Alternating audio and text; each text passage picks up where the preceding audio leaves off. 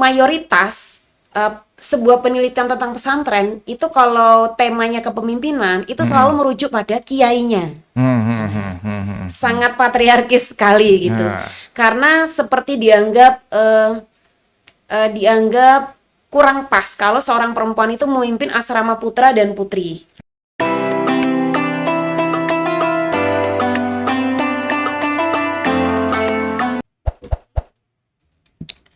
Assalamualaikum warahmatullahi wabarakatuh. Alhamdulillah kita ketemu lagi di Wonder Home Podcast, masih bersama saya Syifa Amin. Dan malam ini kita kedatangan tamu yang sangat istimewa dari jauh-jauh di Tulungagung gitu.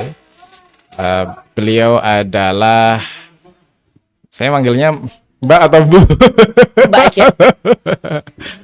Adalah Mbak Halimatus Sa'diyah, Mbak Ima biasanya saya manggilnya. Assalamualaikum Mbak Ima. Waalaikumsalam warahmatullahi wabarakatuh. Assalamualaikum Mas Gani. Halo. Dengan putra kecilnya Mas Dia Gani. selalu ingin eksis kalau ibunya punya acara. Ya, Mbak Halimatus Sa'diyah ini sekarang sedang menyelesaikan disertasinya. Sebentar lagi seminar hasil Mbak ya. Amin, ya. Minta doanya. Tanggal 18 insya Allah ujian seminar hasil. Dan juga keluarga besar dari pesantren Darul Hikmah di Tulungagung. Dan sekarang posisi di Wonodadi Blitar ya. Betul. Dan ini ngomong-ngomong, ini kan bulan April Mbak Ima ya. Iya betul. Bulan biasanya diperingati di akhir April itu 21 April nanti Hari Kartini, dan isu-isu yang mengemuka adalah isu-isu perempuan. Betul. Nah, pada saat yang sama Mbak Ima itu nulis disertasi berkaitan dengan perempuan. Kiprah ulama perempuan. Kiprah ulama perempuan. Tapi judulnya tepatnya Kepemimpinan Transformatif Ulama Perempuan dalam Meningkatkan Mutu Pendidikan. Kepemimpinan transformatif ulama perempuan dalam meningkatkan mutu pendidikan. Studi kasus di Pondok Pesantren Mambaul Ma'arif di Nanyar, Jombang. Studi kasusnya di Pondok Pesantren Mambaul Ma'arif di Nanyar, Jombang. Nah, nanti sebelum ngobrol tentang dalaman tentang penelitiannya berkenaan dengan kepemimpinan transformatif ulama perempuan itu, ini cerita-cerita terlebih dahulu Mbak Ima. Kalau ngomong-ngomong tentang peran ulama perempuan ya, terutama di tanah air, sebenarnya yang mulainya itu dari mana sih? Yang dianggap sebagai ini nih tonggak ulama perempuan yang punya peran besar dalam konteks pendidikan. Itu kapan itu dan di mana? Sosok ulama perempuan itu kan sudah ada sejak pada zaman Nabi ya. Contohnya adalah seperti Sayyidah Zainab, Sayyidah Aisyah, Ummu Salamah, ada Hafsah binti Umar, ada Fatimah binti Qais. Jadi sebenarnya sudah banyak, hanya kiprahnya itu tidak begitu muncul ke permukaan. Seperti itu. Periode selanjutnya juga banyak ulama-ulama perempuan. Nah, maka disertasi saya ini meneliti tentang profiling atau kiprah ulama perempuan yang ada di Jombang. Kenapa saya memilih di Pondok Pesantren Mambaul Ma'arif? Karena ditelusuri dari sejarah pendiri Pondok Pesantren Mambaul Ma'arif, yaitu Kiai Haji Bisri Sansuri, adalah orang yang pertama kali mendirikan asrama putri, memberikan hak pendidikan pada kaum perempuan. Jadi beliau adalah tokoh emansipasi pada masanya, Karena pada zaman dulu pesantren itu hanya untuk santri laki-laki. Untuk santri laki-laki. Iya. Beliau memberanikan diri untuk mendirikan asrama putri karena menganggap perempuan juga berhak untuk mengenyam pendidikan. Seperti itu. Kiai Bisri Sansuri di Denanyar. Beliau itu mbahnya Gus Dur. Dari ibu. Iya. Mbahnya Gus Dur dari sisi ibu. Dari ibu. Jadi ibunya Gus Dur itu salah satu putri beliau. Seperti itu. Oke, kalau misalnya awalnya Kiai Bisri Sansuri tadi Madrasah Ahlil Banat, di tempat-tempat lain sebelum masuk mendalami Jombang nanti itu, di tempat-tempat lain juga ada kesadaran semacam itu, Madrasah Ahlil Banat itu ada nggak ulama-ulama yang, kalau ini kan ulama Iya. laki-laki yang punya perhatian terhadap pendidikan perempuan, Iya. yang misalnya diinisiasi oleh ulama perempuan sendiri gitu? Kalau tokoh ulama perempuan sebelum-sebelumnya muncul ya Bunyai Yusfah Rahmania di Padang Panjang itu. Beliau sangat terkenal. Yusfah Beliau Rahmania. Ya, adalah Yusfah Rahmania. Syaikhoh pertama kali orang Indonesia Hmm. yang diakui di Al-Azhar. Hmm. Gelar kan, Syaikhoh itu kan gelar. Syekhah itu gelar Seperti kehormatan di sana. Karena memiliki kemampuan, akhlaknya, agamanya itu baik seperti itu. Lalu ada Aisyah Wedan Riole itu berada Aisyah di Wedan Sulawesi Riole. Selatan. Kita kan seperti tidak mengenal ya siapa beliau Iya, gitu iya, ya. Kita iya. mengenalnya mungkin yang baru-baru. Ada juga Bunyai Horia Hashim. Bunyai Horia Hashim itu setelah Yai Bisri Sansuri, karena beliau pengasuh pesantren di sebelah Jombang, tapi eranya sedikit setelah Yai Bisri Sansuri. Tetapi Bunyai Horia Hashim itu memimpin sendiri pesantrennya. Jadi biasanya kan pesantren itu dipimpin oleh seorang kiai. Nah, beliau itu memimpin. Beliau ketika ikut suaminya ke Mekah, itu beliau juga mendirikan madrasah Lil Banat di Mekah. Oh, di Mekah. Di Mekah mendirikan Al-Mukarramah. madrasah Iya. Khairiyah Lil Banat di sana. Asrama Putrina. Makanya beliau dianggap sebagai tokoh manajemen pendidikan Islam pertama kali. Seorang perempuan, ulama perempuan. Nah, seperti itu. Ada hubungannya dengan keluarga besar Yai Bisri Sansuri. Kita juga kurang tahu ya, tetapi memang kalau pesantren-pesantren besar di Jombang itu memang terhubung satu sama iya, lain ya. berkeluarga seperti Darul Ulum, Pondok Pesantren Darul Ulum dengan Pondok Pesantren Mambaul Ma'arif Denanyar itu kan berbesan karena ketua yayasannya mendapatkan suami dari Dzurriyyah Darul Ulum seperti itu. Terus Gus Dur itu bapaknya juga dari Tebu Ireng kan seperti itu. Jadi pondok pesantren besar itu seperti terhubung kekeluargaan. Kalau Mbak, bisa jadi kalau Bu Khairiyah, Bunyai Khairiyah Hashim ini tadi setelah ke Mekah ikut suaminya mendirikan madrasah Lil Banat di sana, beliau balik lagi ke Jombang atau menetap di sana? Kembali ke Jombang. Ada lagi satu tokoh juga, Bunyai Siti Walidah Ahmad Dahlan. Ya, penggagas Sopo Tresno kan itu ya. Itu salah satu juga ulama perempuan. Cikal bakalnya organisasi Aisyah Muhammadiyah kan. Nah, jadi itulah ulama-ulama perempuan di masa zaman dahulu yang jarang terangkat ke permukaan. Nah, sama ketika saya mengambil tema kepemimpinan transformatif ulama perempuan. Nah, akhirnya kan mengikuti ada sejarah-sejarahnya. Hanya kan mayoritas sebuah penelitian tentang pesantren itu kalau temanya kepemimpinan itu selalu merujuk pada kiainya. Sangat patriarkis sekali gitu. Karena seperti dianggap kurang pas kalau seorang perempuan itu memimpin asrama putra dan putri. Biasanya pesantren itu pemimpinnya adalah seorang kiai. Apakah itu memimpin asrama putra maupun asrama putri. Seorang bunyai sebagai pendamping saja. Nanti kalau Pak Kiainya wafat, maka gusnya yang meneruskan. Tapi sekarang sudah ada beberapa pesantren yang karena gusnya masih kecil, sehingga bunyainya ya tampil menjadi pengasuh ya, seperti Pondok Pesantren Kebon Jambu. Di Cirebon. mana itu? Oh, di Cirebon. Ya. Gitu. Tapi selain tadi ya latar belakang akademik kenapa milih tema itu, ada nggak sih sisi yang non akademik ya?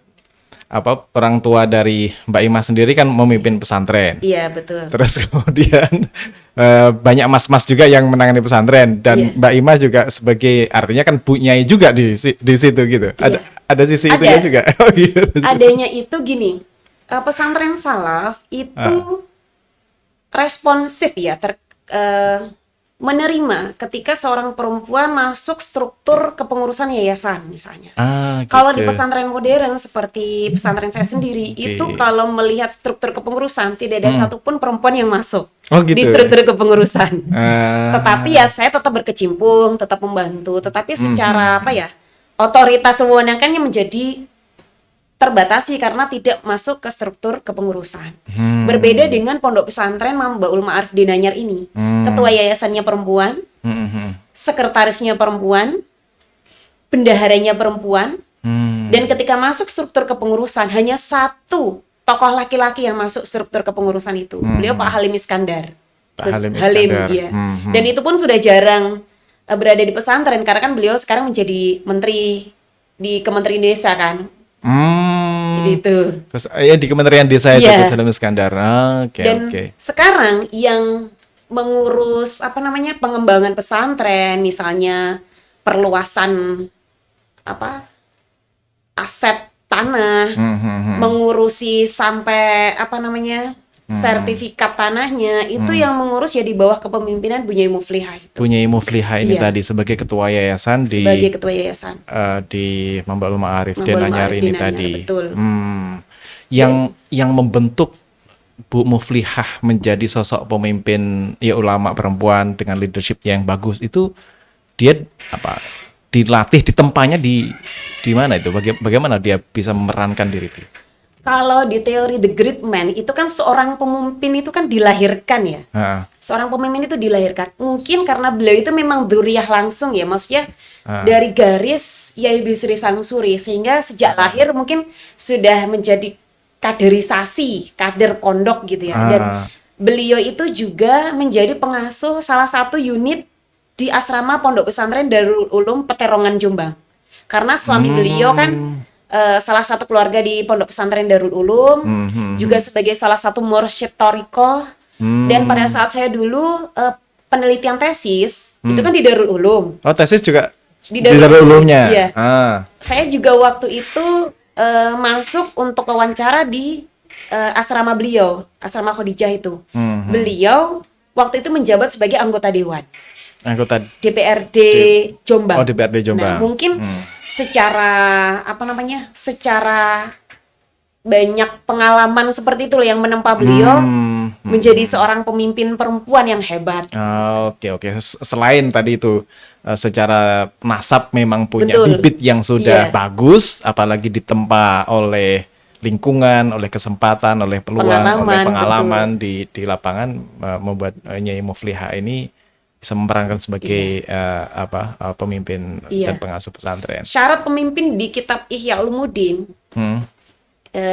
Imam Al-Ghazali itu kan mengatakan akhlak, agama, intelektualitasnya. Agama, Dan intelektualitas. saya pikir ulama-ulama perempuan yang ada di Denanyar itu memang memiliki ketiganya. Nggak ada syarat Secara harus agama. laki-laki atau perempuan, nggak ada di Nah, situ ya. Itu seperti wasiatnya Yai Bisri Sansuri bahwa perempuan boleh mengurus pesantren.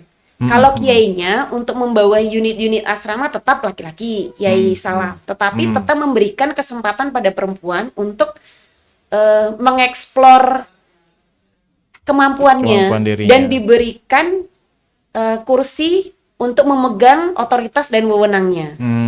Jadi ada legalitasnya gitu loh. Beda dengan saya yang tidak ada masuk struktur kepengurusan. Gitu. Berangkat dari apa ya, kelegawaan, kebesaran hati, keterbukaan pikiran itu hebat juga kiai di masa itu gitu. Pada masa yang itu loh, tahun 1930 itu belum ada wacana gender gitu ya.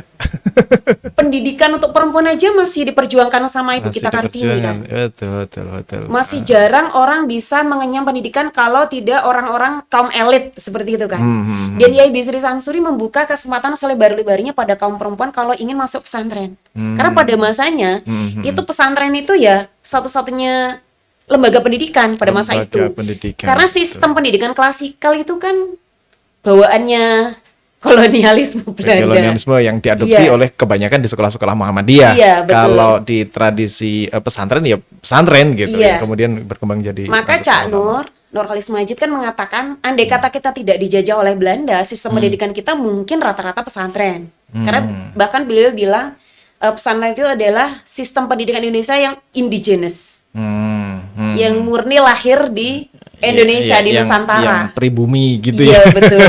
Katakan Betul. pribumi. Pendidikan Indonesia banget gitu. Indonesia banget. Nah, oke. Nah, yang dibawa Nyai Muflihah ini menurut penelitian Mbak Ima, apa yang dibawa sisi transformasinya gitu, transformatifnya dari sebelum dan sesudahnya, apa kira-kira yang tampak dari temuan? Saya melihatnya sampai itu adalah beliau itu menabrak garis batas seperti bahwa perempuan di pesantren itu biasanya kan hanya mengasuh asrama putri saja, memimpin imam pada asrama putri saja. Terus geraknya hanya dibatasi mengurus asrama putri saja. Berbeda dengan yang dipegang oleh Bunyai Muflihah. Beliau bahkan karena membawahi unit itu itu kan banyak unit-unit asrama di bawah Mambaul Ma'arif Denanyar itu banyak. Terus kepala sekolah juga rata-rata kan laki-laki. Misalnya kepala MTSN 4 Jombang itu Pak Sultan Sulaiman. Itu saya menyaksikan bagaimana bernegosiasi waktu itu mengurus pengadaan seragam seperti itu.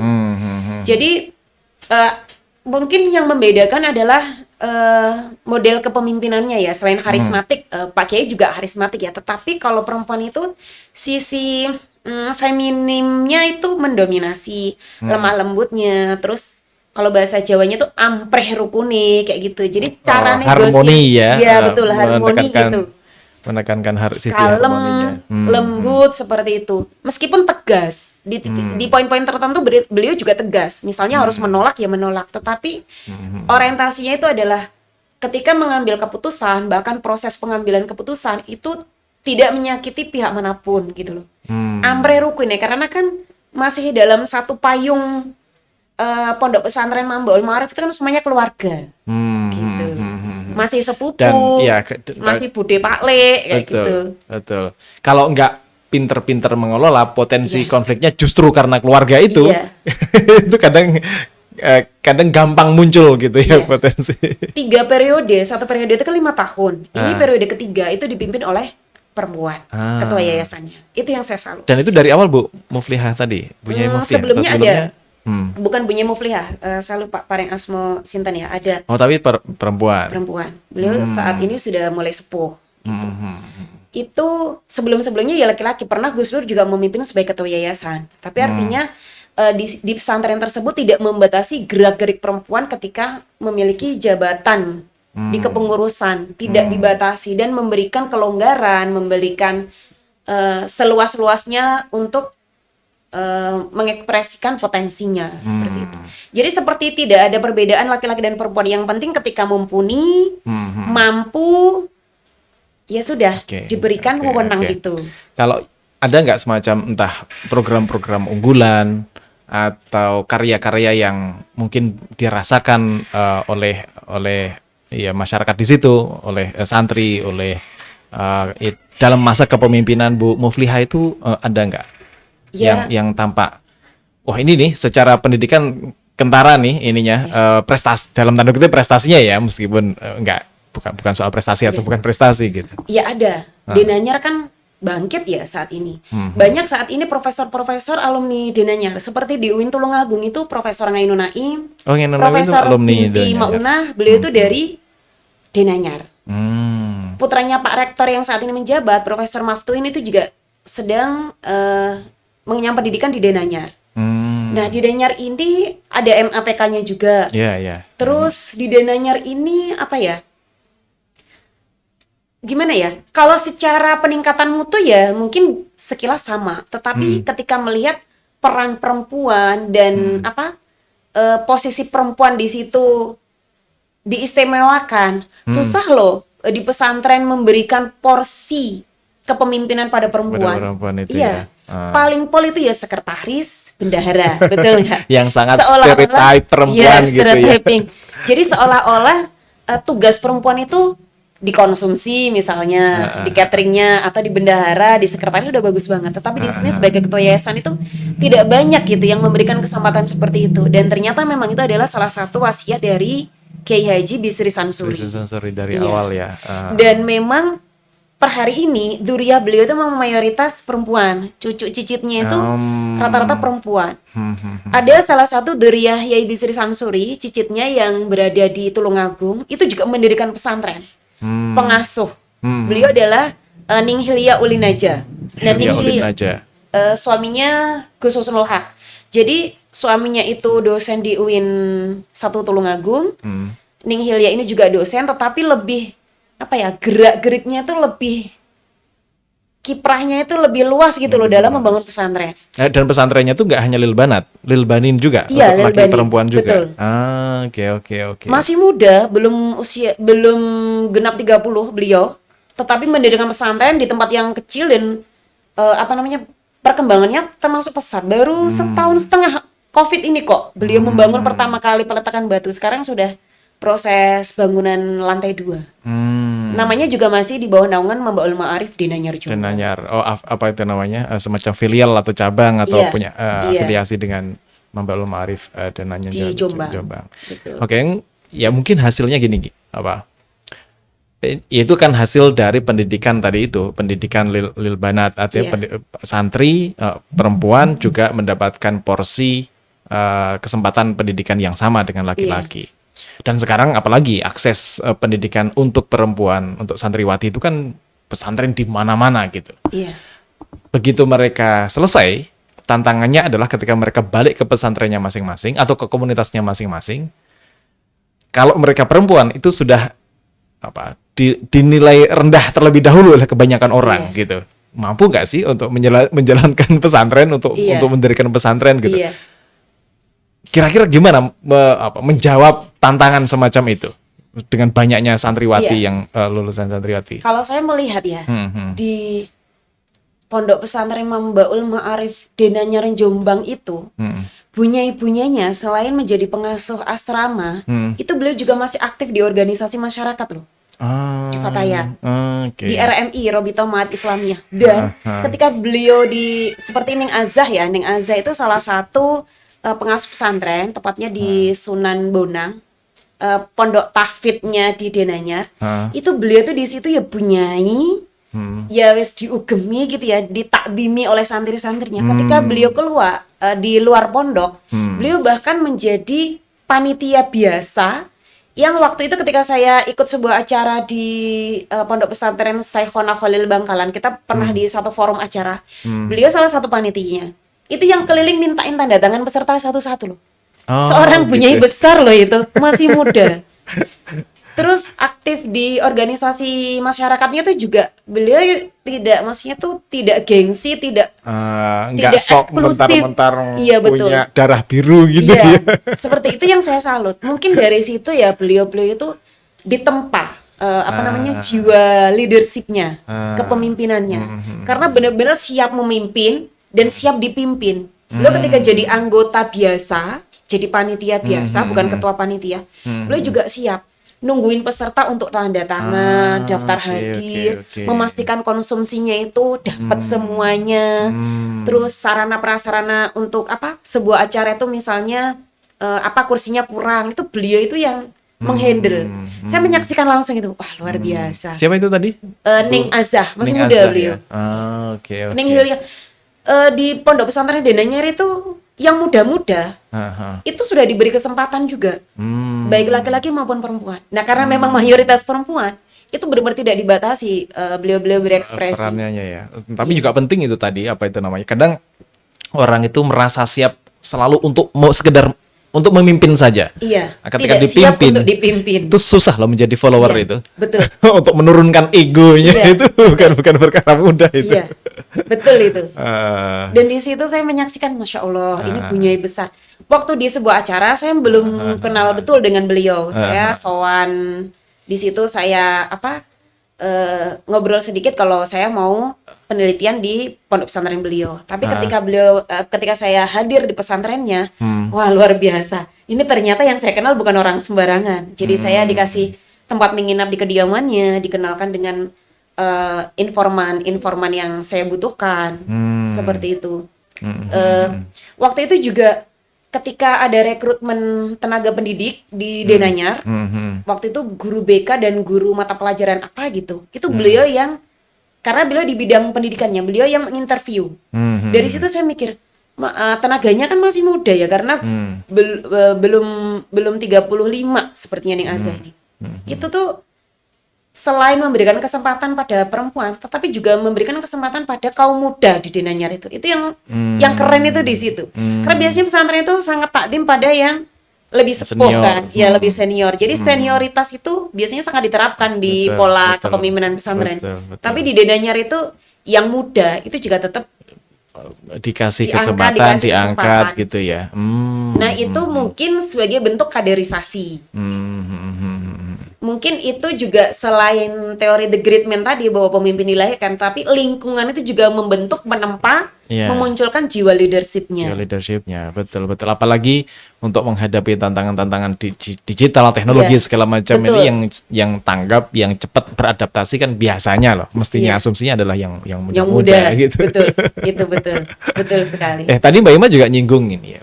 Sedikit perbedaan antara pesantren tradisional, pesantren salafiyah gitu, dengan pesantren yang Modern asriyah, sistemnya. yang modern.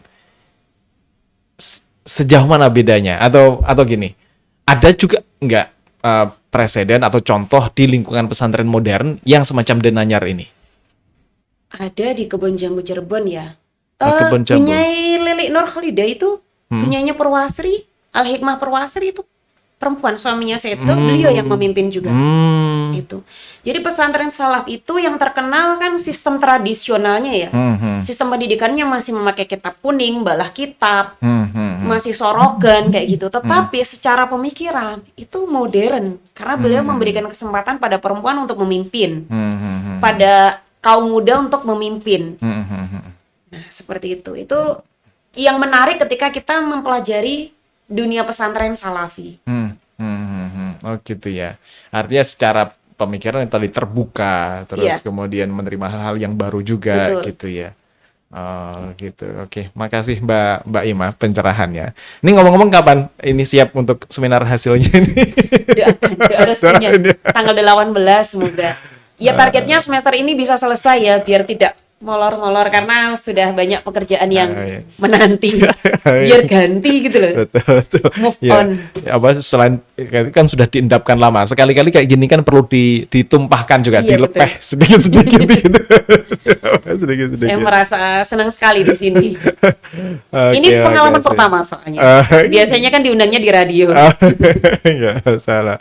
Oh, gitu ya. Nah, kalau harapan Mbak Ima sendiri ya tentang apa itu namanya? Ya tentang perempuan terutama di lingkungan pesantren baik salaf maupun modern Khalaf, gitu. ya. Yang khalaf itu kayak gimana ke depan ini? Apa yang mereka bisa dan harus perankan di hadapan sistem yang tadi itu masih saja peran Pak Kiainya yang disorot adalah kepemimpinan laki-lakinya gitu. Iya.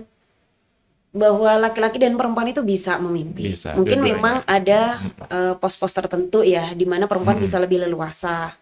Tetapi melihat beberapa pesantren juga dipimpin oleh perempuan seperti Al Hikmah Purwasri dan Kebon Jambu, ternyata perempuan bisa loh ketika diberikan kesempatan. Al Hikmah dan Kebon Jambu itu kategorinya pesantren khalaf atau salaf juga, tradisional juga. Tradisional yang sudah mengadopsi sistem modern juga karena kan sudah ada madrasahnya, sudah ada sekolah-sekolah umumnya di situ. Cuman memang biasanya judulnya kan beda ya. Kalau pesantren salaf itu ya pesantren salaf gitu. Kalau pondok modern itu kan biasanya terafiliasi ke Gontor kayak gitu. Iya, ada grupnya Gontor, ada Iya. grupnya MBS Muhammadiyah gitu. Sistem pendidikannya tuh berbeda. Kalau misalnya Gontor itu punya kurikulum sendiri. Kalau pesantren salaf itu kan lebih ke pengajian kitab kuningnya itu maknani pakai bahasa Jawa. Nah, Iya, biasanya pesantren pikun salaf gitu begitu. ya. Iya, betul. Gitu. Gitu. Kalau Gontor kan langsung bahasa pengantarnya Arab Indonesia. Bahasa Gitu. Arab. Sama-sama bagus, sama-sama punya ciri khas. Ya itulah keunikan dan kayanya tradisi pesantren. Khazanah pesantren di pesantren di Indonesia, Indonesia. Banyak sekali yang bisa kita bedah tentang pesantren itu. Iya, iya. Dan dua-duanya saya kira sekarang memberi porsi tadi itu. Porsi baik sebagai santri, mereka juga ada mu'alimin, ada mu'alimat Iya. misalnya, maupun juga mudah-mudahan di sisi leadership kepemimpinan pesantren pun juga bisa seimbang lah Iya. gitu paling tidak ya. Dan ini pesantren itu adalah yang dianggap sistem pendidikan baik salaf maupun modern itu kan dianggap pola pendidikan yang tradisional ya. Karena orang kan kalau udah modern itu kan ke SMP, SMA gitu kan. Pesantren ini yang bisa beradaptasi di masa COVID loh. Tetap berjalan. iya kan? KBM-nya, Iya, iya. kegiatan belajar mengajarnya tetap berjalan. Offline Paling gitu ya? iya offline. Paling hanya 1 semester waktu itu kan ada bukan PSBB apa sebelum PSBB ya? Ya PSBB terus PPKM. Oh iya, Nah. pas PSBB itu kan. Hmm. Setelah itu tetap berjalan pesantren itu. Jadi di mana sekolah-sekolah umum itu belum berani mengadakan sistem Tatap offline, muka. tatap muka, Hmm. pesantren tetap berani. Ya berani karena diandaikan itu tadi mereka satu komunitas yang Betul. terjaga, tidak Seperti banyak keluarga, iya. bersentuhan dengan komunitas luar gitu Betul. ya. Padahal kan santri di dalam santri kan bisa ribuan. Ya. Dan pasti ya tetap berinteraksi karena kan kadang ada gurunya yang tidak stay di dalam pesantren. Nggak ada stay di Pulang ke dalam rumah. pesantren. Seperti saya ya tetap pulang ke rumah kan. Ada jarak 20 menit dari rumah ke pesantren. Tetapi tetap bagaimana kok bisa aman-aman saja? Apakah karena sistem imunnya ini sudah ini di pesantren, sekolah jadi makannya itu makan sehat, istirahatnya cukup, terus pola pikirnya ya tetap seperti hari biasa, nggak ada ketakutan, kekhawatiran atau was-was kayak gitu. Meskipun ya tetap ada vaksin, prokesnya tetap dijalankan. prokes dijalankan, vaksin seperti itu. Kayak di pesantren saya, Pondok Modern Darul Hikmah itu juga ada sih yang kena gejala COVID itu. Ada 4 apa berapa orang gitu yang kita taruh Isolasi. di ruang khusus ya isolasi. Tapi ya setelah itu mereka ya fine-fine aja, sehat, keluar dengan sangat biasa. Sangat biasa ya. Gitu. Iya. Ya, Jadi ada itulah keunikan pesantren. Betul. Jadi pesantren dalam sejarahnya berhadapan dengan tantangan yang macam-macam Tantangan yang macam-macam. dan alhamdulillah selalu bisa Iya. melaluinya, bisa mengatasinya gitu. Beradaptasi dengan kondisi apapun. Dan tetap relevan Iya, pendidikan relevan. pesantren itu ya. Dan untuk kepemimpinan itu ya sebenarnya mungkin banyak ya sejarah tentang ulama perempuan. Hanya memang sedikit sekali yang mengangkat ke permukaan menjadi sebuah tulisan. Nah, makanya saya salah satu yang ingin mengangkat ulama perempuan. Dan ini memang banyak ya yang marak kan ada Kongres Ulama Perempuan Indonesia. Terus saya juga di bawah naungan Suara Rahimah termasuk jaringan Simpul Kupi itu. Lalu ada Mubadalah Fikih ID. mubadalahnya Kiai siapa itu namanya? Iya Kak, itu Yai Fikih. Fakih. Yai Ah, Fakih. Fakih. Yai Fakih Abdul Qadir. Saya tanggal 25 sama beliau. Saya moderator, beliau Ngisi acara. acara Zoom.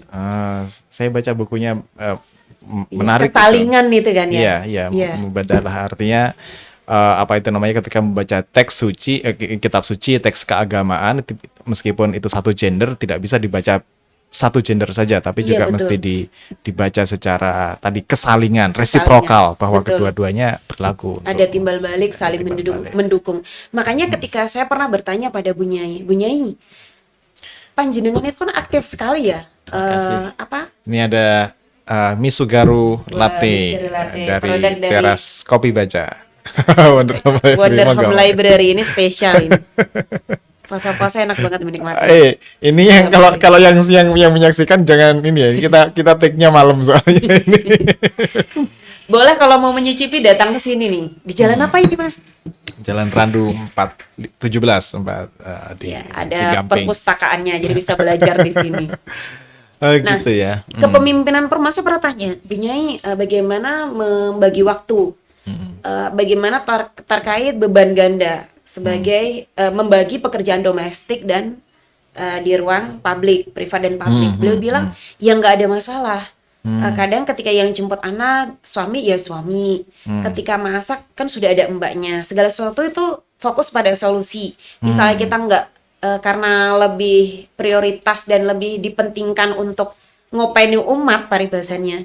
Jadi ya hal-hal yang praktis itu ada orang lain yang mengerjakan, Mengerjakan. baik masak, mengasuh anak, jaga. Ketika beliau ada pekerjaan di luar, beliau kan juga banyak yang jadi dosen ya, seperti itu. Itu artinya benar-benar tidak membatasi gerak perempuan. Itu yang sangat saya salut. Gak banyak loh keberpihakan dan penghormatan pada perempuan di ruang publik. Dan ini tuh pesantren. Tempat yang biasanya sangat patriarkis gitu. Betul. Dan pada akhirnya ketika dampaknya ketika mereka punya dzurriyyah laki-laki maupun perempuan ya dikader. tanpa membedakan, oh kalau laki-laki misalnya sekolahnya nanti yang tinggi, di OPNI diprioritaskan, tidak. Ya, ya. Jadi sudah mendarah daging laki-laki dan perempuan nanti ya bisa memimpin. Punya hak yang sama. Punya hak yang sama. Gitu, untuk belajar maupun untuk tadi memimpin sebuah pesantren gitu. Dan untuk urusan domestik, misalnya memasak, menyapu, itu ya bisa dikerjakan sama siapapun, tidak harus bunyai tersebut. Yang ya, laki ada. atau yang perempuan, Ya. nggak utur-uturan. Betul. Saya menyaksikan, suaminya Ning Azah, Gus Hafif itu, beliau kan menjual lewat online ya sarung gitu. Itu saya sak klebat gitu, wah luar biasa. Beliau masih merekap untuk menjalankan all shop-nya. Terus misalnya bunyanya belum datang Ning Azah itu ya beliau makan-makan sendiri kayak gitu. Ning Jadi, Azah ini yang di mana ini? di unit Sunan Bonang. Unit Sunan Bonang. Itu.